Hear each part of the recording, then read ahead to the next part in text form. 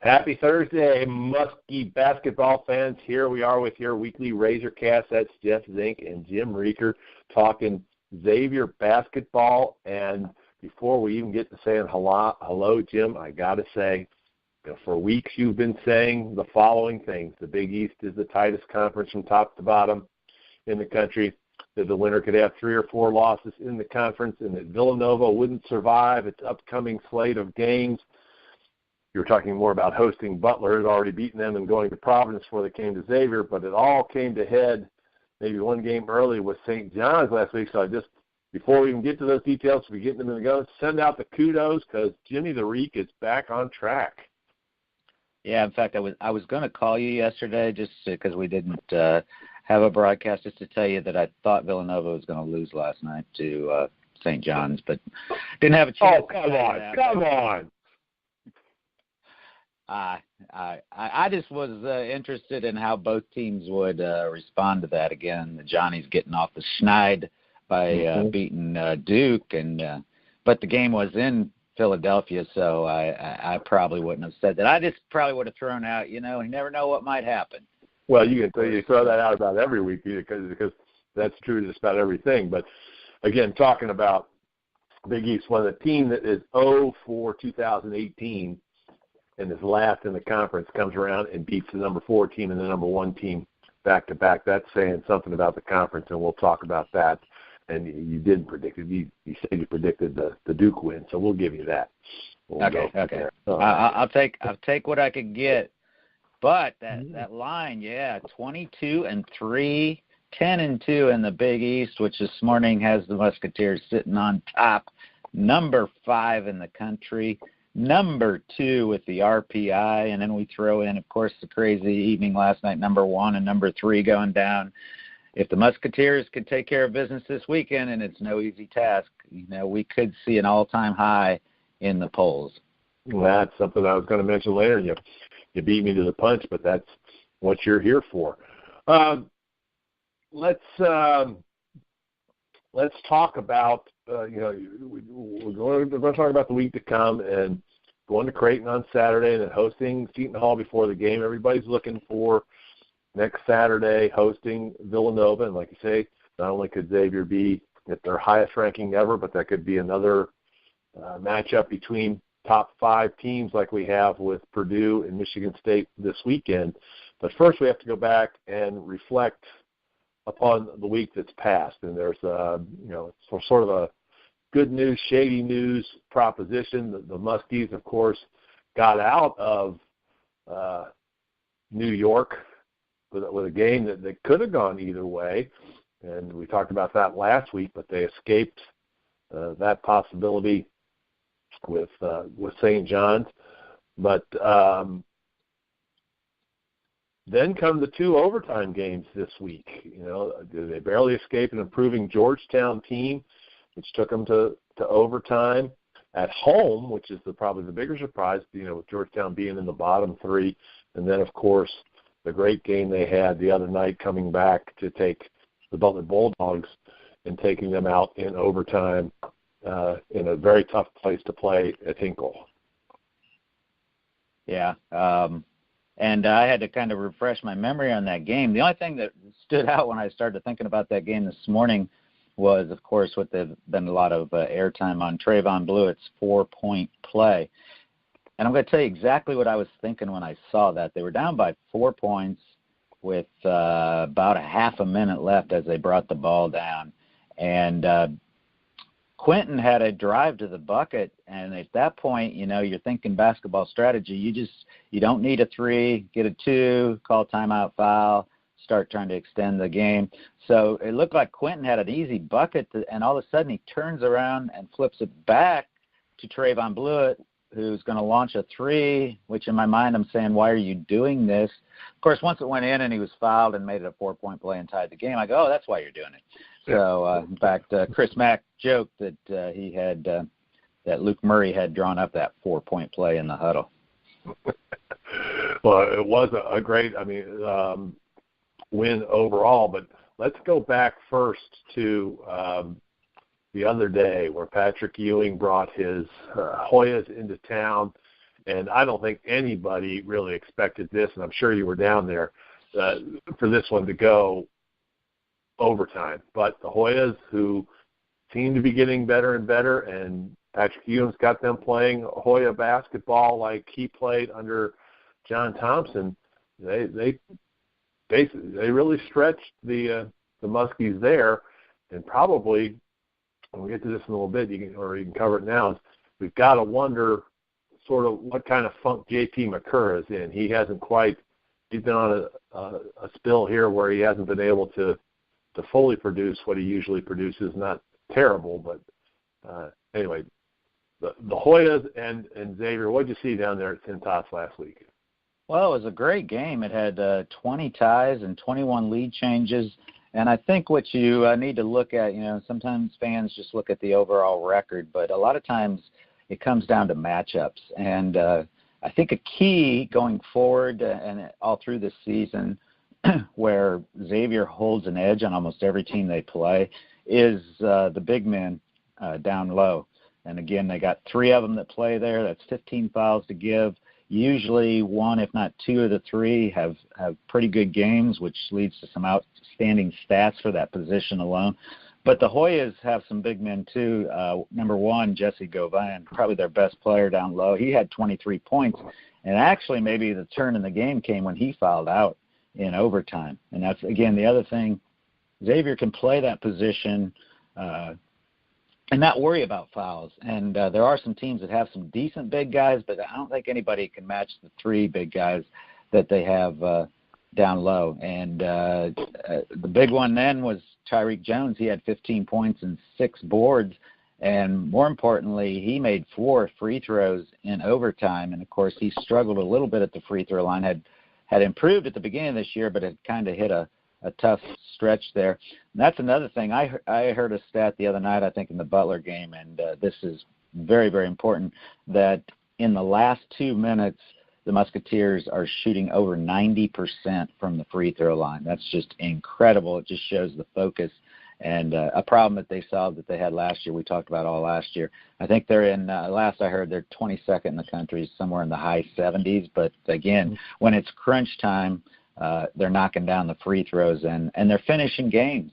And so that was an exciting game. And, yeah, a lot of people probably didn't think that Georgetown would challenge the Musketeers, especially at home.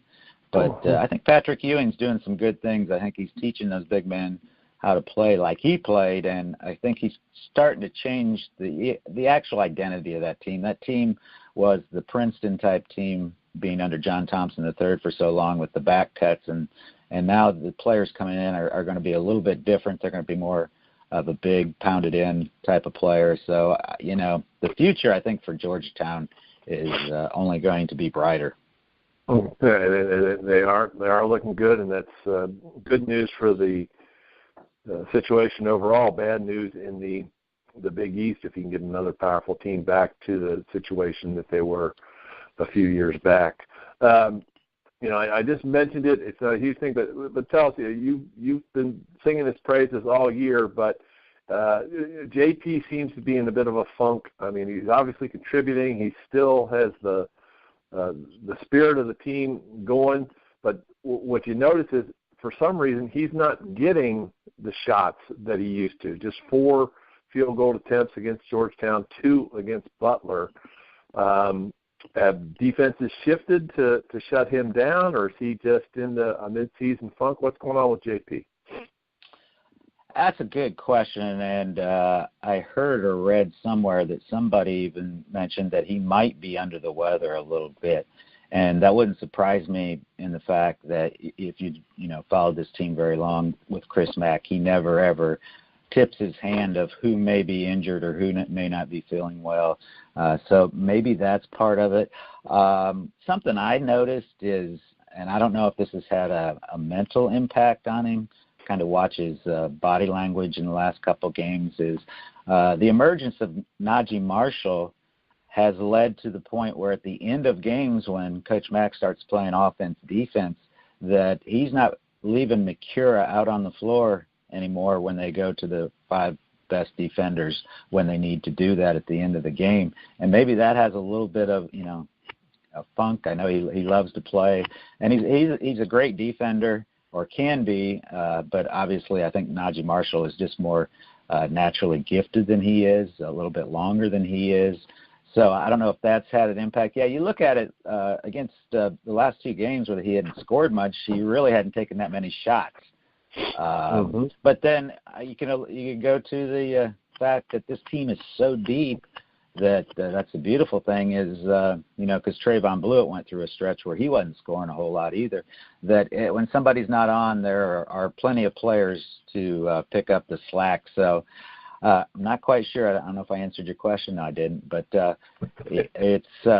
I'm not too worried because I also know after watching J.P. McCarroll play for 4 years that he can be streaky at times. There's been times when he has had off-par performances, and but that I think that next big one is always right around the bend. So I'm not too concerned about it, again, especially as deep as this team is. Just allows other people to show up and contribute. Well, you do go off on tangents, but that's the reason we just throw the questions out there. You're the one down there in the trenches. Another question, though, and you've hit on it tangentially, and I'm just going to bring this up now because we're going to start looking further down the road, is the defense. The defense has improved, but even though there are 2 overtime games, they have to score 98 and 96 points to win.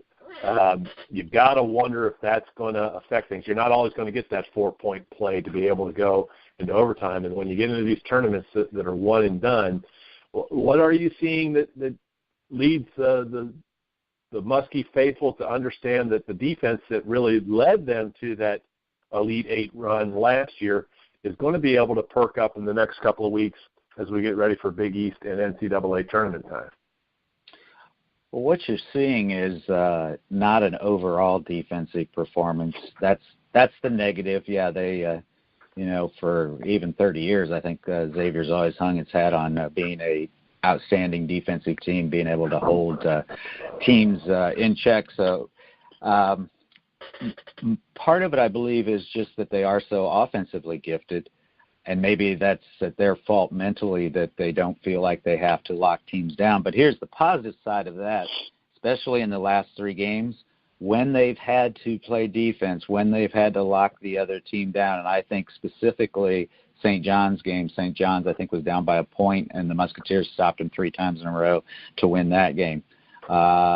Georgetown had 25 seconds after Trayvon Blewett tied that game, and they locked them down for the last 25 seconds, and they didn't even get a halfway decent shot. And then we did see some great defense to start that Butler game, and I think they knew that they could not allow that Butler team to come out and put a lot of points up early and get that crowd going.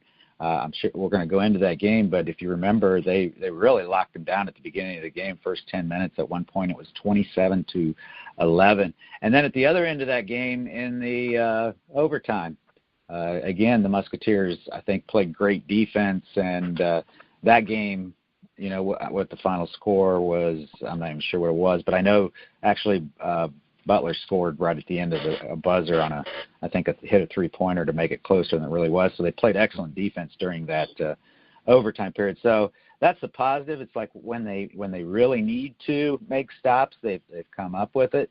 No, they haven't had the overall defensive performance like we're kind of used to. So I guess you got to take the good with the bad. I think they're capable of playing good defense. The problem is they're maybe just not in tune to doing it for 40 minutes. Last time I remember them really playing good defense was against Creighton the first time. Well, that brings up the point. You said they played good defense and they had Butler on the ropes. And here's my worry: they let them off the ropes. If they can play such great defense at the beginning of the first half and get up 27-11 and take a 10-point lead into halftime, to me, even though Butler's a very good team, you let them outscore you by 10 in the second half to go into overtime. And, yeah, maybe a late shot and all this stuff. Where is that shut down at the beginning of the second half so that you end up putting them in a position picking a scab, though, like Villanova did to us a few weeks ago, where they had us down and they just continued to put their foot on our neck and not give us a chance to get up. That's my concern. It's spotty, but why not do that spotty at the beginning and keep you from having to turn it up? Yeah, you make a good point, although I could tell you what my thought was when they were ahead 27-11. I thought this game isn't over. Butler plays so well at Hinkle Fieldhouse, and watching the game, Keelan Martin made some circus shots. They were circus shots, unbelievable. And Sean McDermott too. The one he made at the top of the key to, I think, tie the game. He was falling down, and it still went in. I hear what you're saying, but then I would also say, I hear Chris Mack say all the time there are things we can get better at, and I'm sure that is a emphasis that we need to play defense for 40 minutes, especially because they're so deep. They're 9 deep for the most part, 9 guys that get significant minutes. So, it can't be, a fact that they're wearing down the reason why their defense hasn't been good. I think probably some of it's mental. They just they are so offensively gifted that maybe they don't focus on defense all the time, and it is an issue. But there's so many positives you have to look at with this team. Another one is finishing games. You just feel like they don't. What team would have given up? I looked at it. They were ahead by 7 points with 50-some seconds. I wrote it down, actually. What was it? They were ahead 7 points, I think, with 1:10 remaining in the game.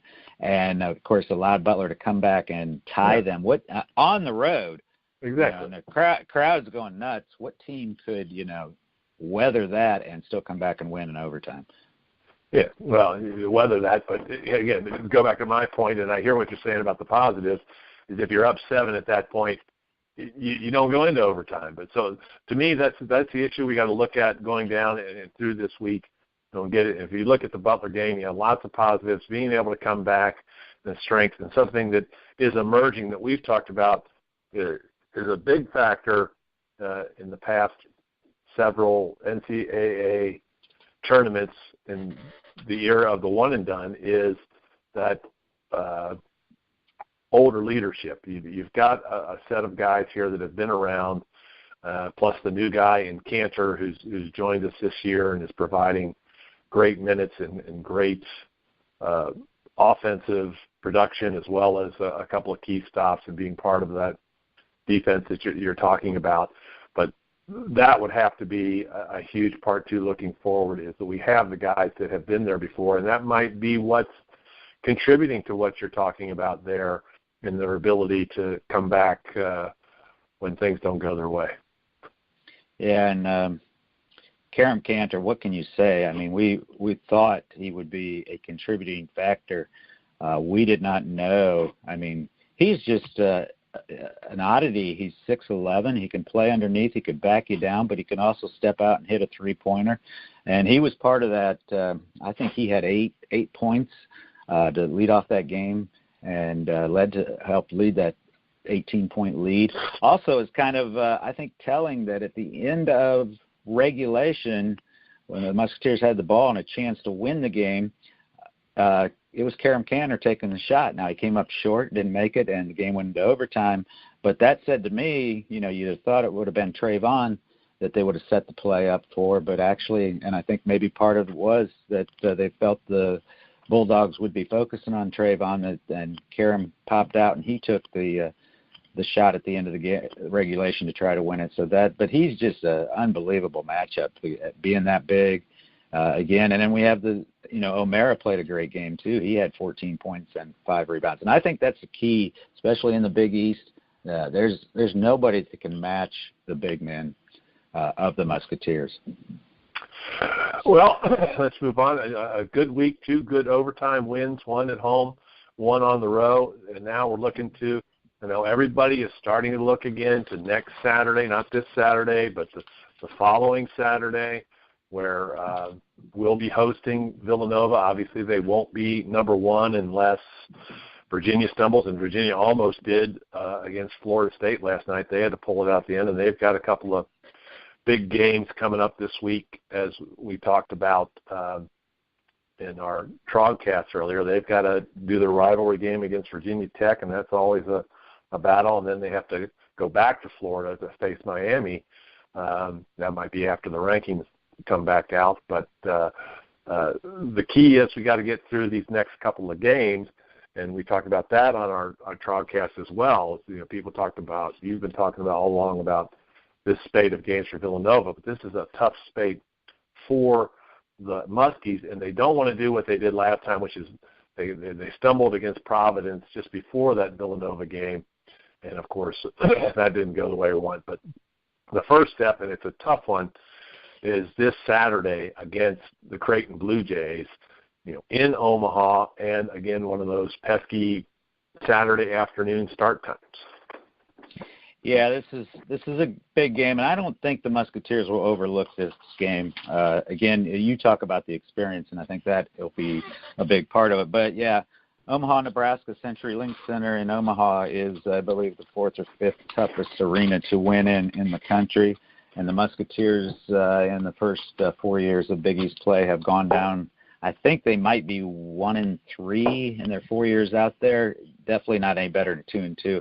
I remember the first year they went out there, they just got blasted. The positive, if there's a real positive, is Creighton lost their big man who played in the first game, Martin Krempel. I think he's somewhere from Europe, 6'9", 220 pounds. He was giving them about 12 points a game, but more importantly, he's their leading rebounder at over 8 rebounds a game. He tore his knee up a few weeks ago, and he's done for the season.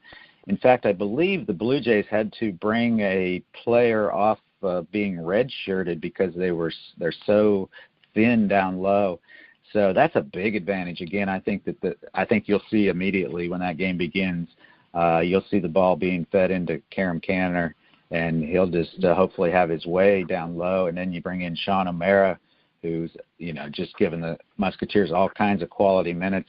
You know, Tariq Jones didn't play the other night. He's banged up again a little bit, I guess, this time his shoulder. But hopefully he'll be back for that game. And that's where they have the advantage. Now, the negative I see is that the Blue Jays have a backcourt, and we go back to Arizona State and then maybe even the Providence loss, that where teams that have quick guards kind of hurt the Musketeers. They have Marcus Foster, who we've had to deal with for 4 years, who actually not that long. I think he transferred in from somewhere. But he's averaging 20 points a game, and Kyrie Thomas is averaging 14. So those are the games that sometimes give the Musketeers fits when you got those small driving guards like Shamari Pons, and how he went off for 30-some points against them about a week ago at St. John's. So that's the positive. That's the negative. I don't think the Musketeers are going to overlook this game. I mean, you can't. All you got to do is go back to last night to know in the Big East you can't overlook games. You mentioned, or we've talked about Villanova going down to St. John's, last place, no wins. But also Seton Hall lost at home to Marquette last night. So I think the Musketeers know, and I'm sure Chris Mack will say, it's any day, any place, any team can win in the Big East. That's been proven this year. Yeah, and that's the difficulty, because they are undefeated at home, 13-0. They've played 8 teams that were in the top 10, and 5 of their 6 losses are against those teams. In fact, their only loss that isn't to a team that was ranked in the top 25 was the Providence team that also topped the Bearcats. And the 2 teams we have to play, Creighton and Seton Hall, they've been right there on the cusp of the top 25, in and out. If they extended the rankings a little bit more by the votes in the AP, they'd be at 29 and 30th right now. So,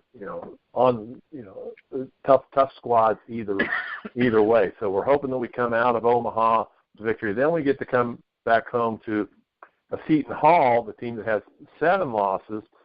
But like you say, you got Marquette. Only 2 of these are out of conference, and one's to a Rhode Island team that keeps rising in the rankings, and the other was to a Rutgers team, which has been a lot better than people expected in the Big Ten +4. And they even took number 3 Purdue down to the last minute just this past week. So, another team that cannot be overlooked even though we'll be playing in Cintas. Yeah, and here's the other point is it's a very important game for Creighton because if you look at the standings right now, with Xavier and Villanova with 2 losses, Creighton with 4. But if Creighton could win this game, of course, they're going to pull the Musketeers closer to them.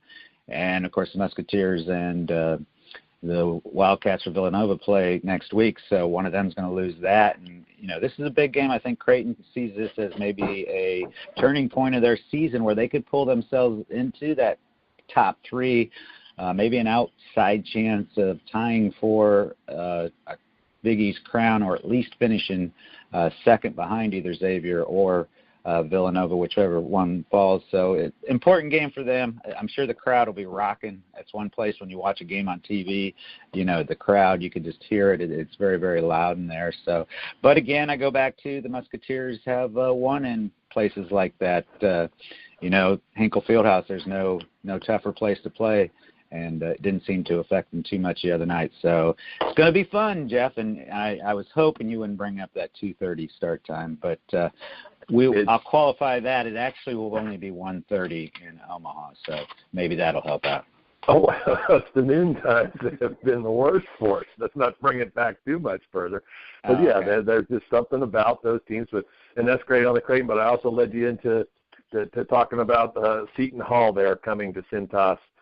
Before we get to Nova. Yeah, and Seton Hall, actually losing to Marquette, I think their Big East record, I probably have it right in front of me here. 17-7 right now.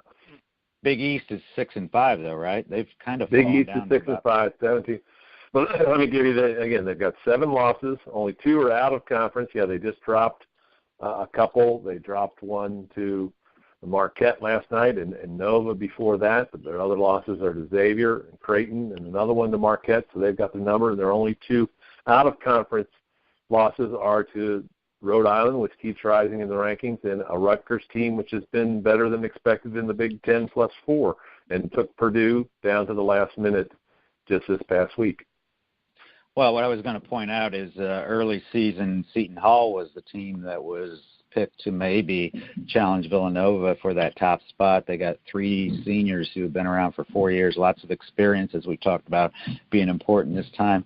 But they also have Angel Delgado, who leads the country in rebounds. And again, I've said that, that's one of the strengths of the Musketeers is that inside big man game. But obviously when Angel Delgado comes with the Seton Hall Pirates, they got to stop him because he can go off and score a lot of points, and more importantly, he gets a lot of rebounds. As that's been kind of a Xavier tradition that they have led the rebounding game. Although they did get out rebounded by the Georgetown Hoyas in that game last Saturday. So, hey, it's going to be a tough stretch. I don't think any player or coach, and hopefully no fans, are going to take any of these games for granted. If we've learned anything in the first 5 years of the Big East is you got to bring it every day or you could get beat.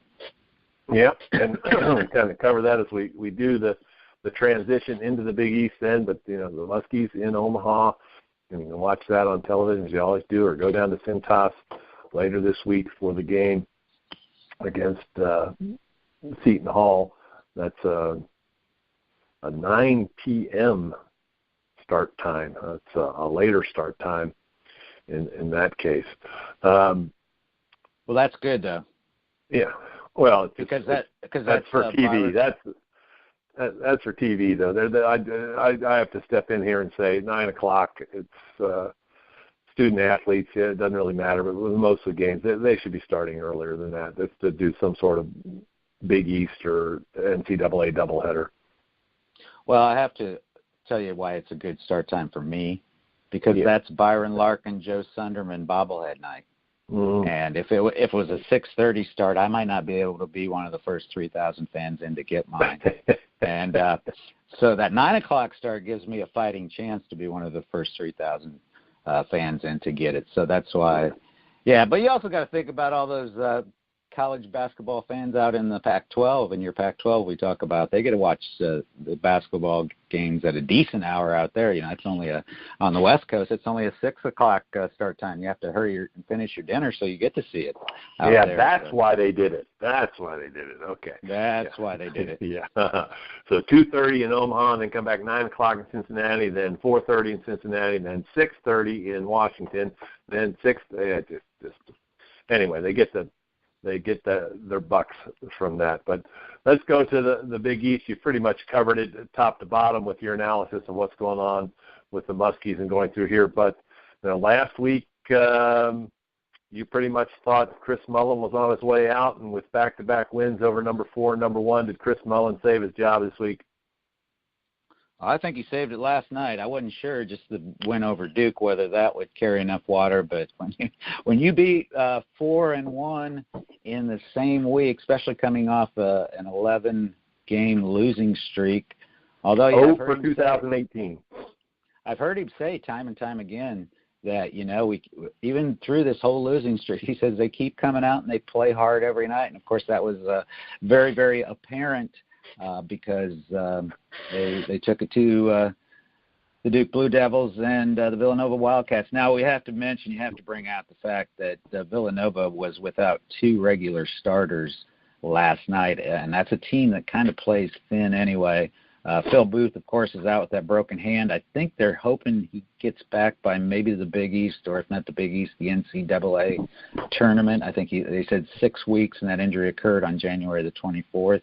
But also last night, and actually Jay Wright supposedly didn't even know this till right before the game, Eric Pascal, who is one of their leading defenders and percentage-wise one of their top 3-point shooters. I think he only averages about 12 points a game, pulls down some rebounds. He's very lengthy, but he was out last night with a concussion from a hit he had endured in their past game on Saturday. So they actually had to bring a guy off the being redshirted there, and also there was a player, Samuels is his name, I think he might be a freshman, who had been out since December with an injury. He was available for the first time last night after one practice, and actually not at the end of the game, not overtime, but at the very end of the game, because they had somebody foul out, he actually got in some playing time there. So don't count the Villanova Wildcats out. I think probably both those players are going to be back at some time, if not for the Big East tournament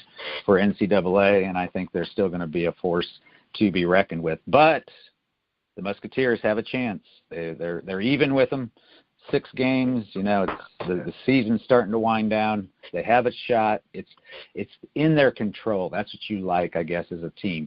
They control their own destiny, because if they win out, they win the Big East. It's as simple as that, because obviously if they win out, they're going to give Villanova another loss, and being tied right now, So it's all in their control, and I'm sure that's probably been mentioned by the coaching staff. Hey, everything we've wanted, and I've even talked about, I can't quite go. Nobody would believe me if I said winning the Big East would be more important than winning a national championship. But winning the Big East, I think, is a very, very important step for this program to say they've taken the next big step forward. Of course, getting them both in the same year, that would be just icing on the cake. But we can't look that far down the road. One game at a time. Creighton Blue Jays next, 2:30 Saturday. Well, to recap a little bit, because you skirted off of St. John's going into Villanova, the Johnnies, when you look at it, they were up 8 at one point, and Villanova came back. They hit their free throws and did a great job of that. And even though they were 0 for 2018, like you said, they've been in just about every game. They're not giving up blowout wins. So I think the faithful there in New York have got something to look forward to. You remember they took Xavier into the last minute.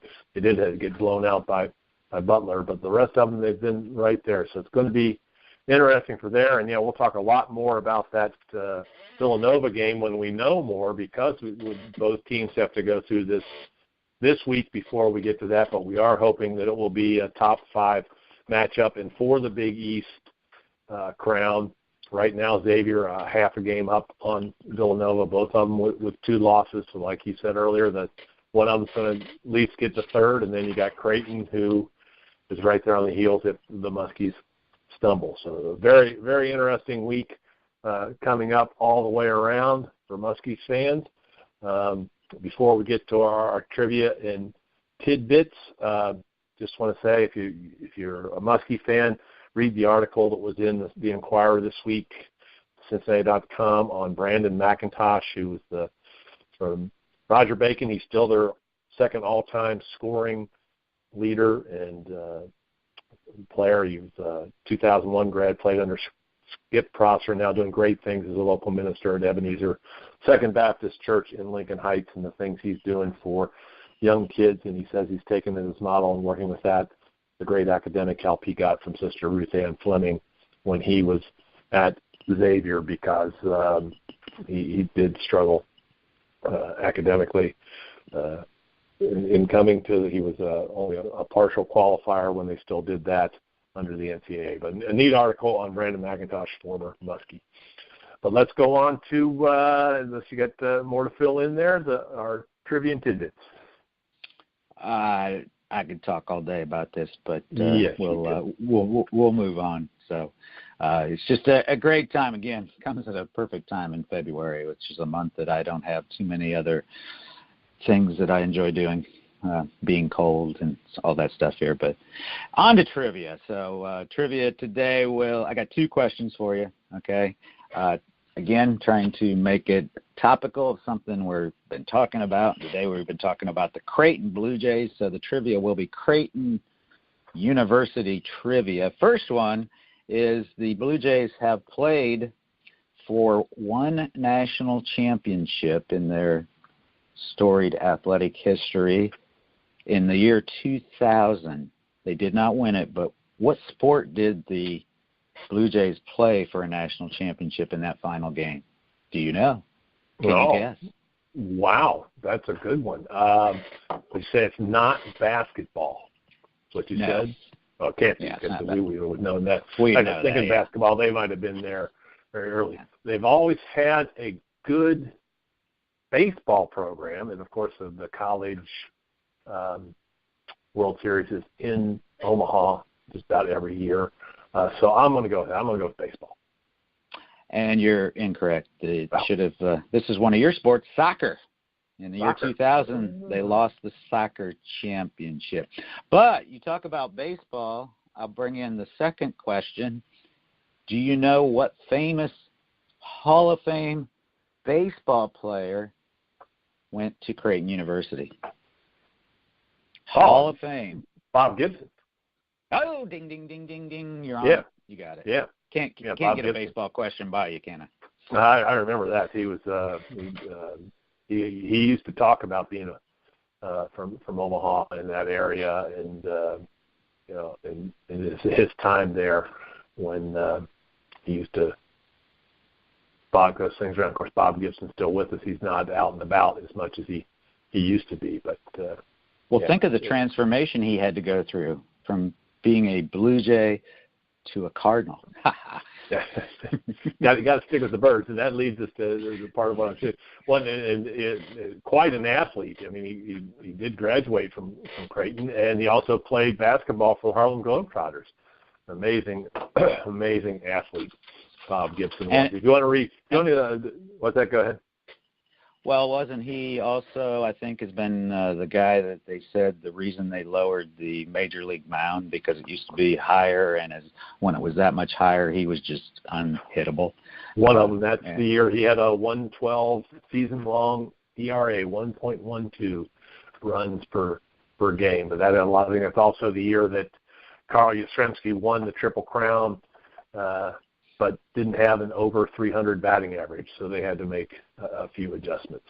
Did you just pull out his ERA from 1968 or something? 112, baby. That's one of those stats that, if you're a true baseball fan, you know. 112. Guess I'm not a true baseball fan. Just throw it out there. Yeah. 112. I'm gonna Google that when we get done here. Okay, you do that. And if you want to know a little bit more about Bob Gibson and what he went through, David Halverson, I've recommended it to you several times, and I'll say it again. October 1964. It's a book about the 1964 baseball season. It's neat because it goes into the National League pennant race that went down to that last weekend between the Reds, the Phillies, and the Cardinals. The Cardinals winning, and then going into lots of other things, including the World Series, which was between the Cardinals and the Yankees. And Mr. Halverson's basic presence, because he writes a lot of sports books, but there's always some sort of social commentary on it, that the Cardinals were one of the first teams to really go strong into the racial recruiting of African-American players, and the Yankees were one of the ones that stayed away from it, and that sort of marked the changing point for both of them, because the Yankees went into a big dry spell, and the Cardinals, of course, were dominant for over the next decade. A fantastic book, and it tells you a lot about what Bob Gibson went through in his life and the racism that he faced in order to get where he was, and which also was part of what drove him in the anger. I tell you, this is like Hank Aaron said, don't dig in against Bob Gibson. He'll walk you, knocking you down 5 times to get you in there to set up for later. And Hank Aaron said he knocked down his own grandmother if she dared to challenge him. So quite a guy there from the Creighton Blue Jays. All right. Your comments a little bit of tidbit adds to the tidbits. So, but your comments the other day on Marcotte's mascot and the past week's decision of the Cleveland Indians to drop the Chief Wahoo insignia and the continuing discussion of the suitability of mascots, I thought I'd investigate some of the more original nicknames that show up in NCAA. And if you've ever watched Ken Burns' fantastic documentary Baseball, one of my favorite things is just where and David McCullough, another great writer of history and social commentary, was the narrator for that. They would just read off names. So I thought I'd go and look at some of the great nicknames that people are looking to change to get away from the Indian mascots. It doesn't take far. So from the Anteaters of UC Irvine to the Zips of Akron. There's one of my favorites is the Presbyterian Blue Hose. Don't use the socks. Let's go a little classier there. If you want some local flavor, you got the San Diego Torios, which are bullfighters. There's also a Matador in there, the Indiana Hoosiers, the Carolina Tar Heels, which ask people about it, Northern Arizona Lumberjacks, the St. Bonaventure Bonnies, the Tennessee Mocs, which could be for the Snake, or the Bend in the River, where at the University of Tennessee, that's Tennessee, I forgot to write it down. Got the Wichita State Shockers, or the Santa Barbara Gauchos. There's also a Vaquero in there. If you want to go with colors, you got the Crimson Tide of Alabama, the Harvard Crimson, the Dartmouth Big Green, the Cornell Big Red, the Syracuse Orange, St. Francis Red Flash, the Evansville Purple Aces, and they go with the color based on riverboat gambling and change it from the Pioneers. When you go to animals, skip the felines. Too many wildcats and tigers, unless you go to the catamounts, which you talked about a few weeks ago up there in Vermont. You got the Texas San Antonio Roadrunners, your favorite, the Indiana Purdue Fort Wayne Mastodons, the Coastal Carolina Chanticleers, which is a type of chicken, Temple Owls, the Buffalo Bulls, the Florida A&M Rattlers, the Albany Great Danes, the Campbell Fighting Campbells, the St. Peter's Peacocks, one of my favorites, the Delaware Fighting Blue Hens, South Dakota State Jackrabbits, the Youngstown State Penguins. And if you want to go with the founder of the university, you can do like Austin Peay, name yourself the Governors, or Vanderbilt, name yourself the Commodores. And if you really want to go out, you can go with fancy or mystical animals like Canisius's Golden Griffins, or the St. Louis Billikens, or the Furman Paladins. So it's just fun to see what's out there. You get caught up in some of the basic ones, and we hear a lot of them. A lot of fun mascots out there. And then, of course, you can have a Musketeer, and Xavier is, as we said before, the only NCAA team that has Musketeer as a mascot. And then they make it fun by adding a blue blob in there.